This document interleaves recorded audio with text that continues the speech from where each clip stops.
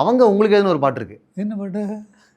செண்பகமே செண்பகமே படத்துல ஆ வெளுத்து கட்டிக்கடா என் தம்பி தம்பி ஆ தங்க கம்பி. ஆமாம் இல்ல, ஆமாம் ஆமாம். அந்த பாட்டு எழுதி பாடிக்கொண்டிருப்பவர் உங்கள் இளையராஜா, எங்கள் இளையராஜா அப்படின்னு நீங்க ஸ்வீட்டா ஒரு கார்டு போட்டுருவீங்க. ஆமாம் வெளிச்சம் உன்னோட முன்னாலே, வெற்றி உன்னோட பின்னாலேன்னு ஆமாம். வாழ்த்தி உங்களை ஆ அப்படி துவங்கி வச்சாங்க அதுல. அது பிக்சரைசேஷன் பண்ணது பார்த்தீங்களா? ஆ, இது ரிஃப்ளெக்டர் முன்னால் இருக்கும், வெளிச்சம் உன்னோட முன்னால் ரிஃப்ளெக்டர், வெற்றி உன்னோட பின்னால்னா ரேகா அந்த வெற்றின்னு போட்டு அப்படின்பா. அது கூட காமெடியாக தான் பண்ணிருக்கோம். இதுதான் சொல்றேன். இந்த கூல்னஸ் பத்தி தான் நம்ம பேச போறோம். அதுக்கு வருவோம். அதுக்கு முன்னாடி பேனாவை நீ எடுத்து எழுதாத பொய்யும் இல்லை, கரெக்ட். ஆனாலும் உன் எழுத்து அநியாயம் செய்யவில்லை. பிரமாதம் பிரமாதம். இதுக்கு விட என்ன வேணும் எனக்கு பேர்?